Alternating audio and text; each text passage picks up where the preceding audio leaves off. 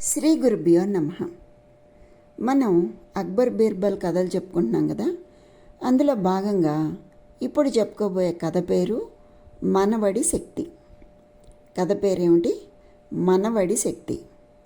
అదేంటంటే, ఒకరోజు అక్బర్ సభలో రకరకాల విషయాలు చర్చకు వచ్చాయి.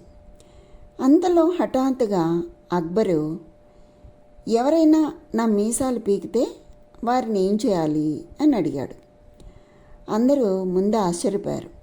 తర్వాత ఒక్కొక్కళ్ళు లేచి, అలా మీ మీసాలు పీకిన వాణ్ణి కారాగారంలో బంధించాలి అని ఒకళ్ళు, వాణ్ణి దేశ బహిష్కరణ చెయ్యాలి అని ఇంకొకళ్ళు, వాణ్ణి ఉరి తీయాలి అని మరొకళ్ళు, ఇలా ఎవరికి తోచిన విధంగా వాళ్ళు చెప్పడం మొదలుపెట్టారు.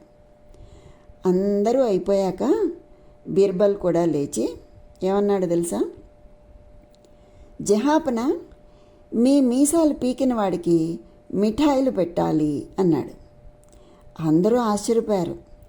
ఇంతటితో బీర్బల్ పని అయిపోయిందే అనుకున్నారు. చక్రవర్తికి కోపం వచ్చి బీర్బల్ని ఖచ్చితంగా శిక్షిస్తాడు అని అందరూ ఎదురు చూస్తున్నారు.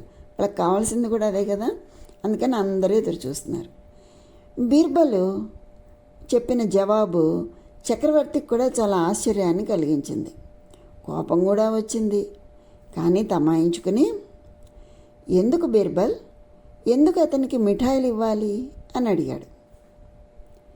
జహాపన, మీ సమీపంలోకి రావడమే చాలా సాహసం.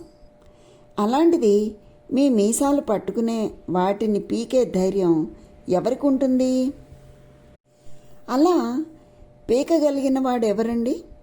అలా పీకగలిగిన వాడు ఒక్క మీ మనవడు మాత్రమే. మీ మనవడికే ఆ ధైర్యం ఉంటుంది. అలా చేయగలిగింది కూడా మీ మనవడే. అందుకనే అతనికి మిఠాయిలు తినిపించమని చెప్పాను అని వివరించాడు బీర్బల్. బీర్బల్ చతురతకు అక్బర్తో పాటు సభలోని ఉన్న వాళ్ళంతా కూడా ఆనందించారు. అది అక్బర్ యొక్క చతురత, చాకచక్యం. బాగుంది కదండి. చిన్న కథ అయినా కూడా చాలా చక్కగా సమాధానం చెప్పాడు బీర్బల్. ఈ విధంగా ఇటువంటి మంచి మంచి కథల్ని మనం ఇప్పటి వరకు చాలా చెప్పుకున్నాము. ఆ తర్వాత కూడా చెప్పుకుంటూ మళ్ళీ మరొక వేరే కథలు కూడా మనం చెప్పుకుందాం. ఎందుకంటే అన్నీ తెలుసుకోవాలి మనం కనుక వాటిని కూడా మనం ఒక్కొక్కటి ఒక సిరీస్ లాగా చెప్పుకుంటూ వెళ్దాం. సరేనా అండి? మళ్ళీ మనం మరో మంచి కథతో కలుసుకుందాం. అంతవరకు సెలవు. మరి ఉంటాను. స్వస్తి.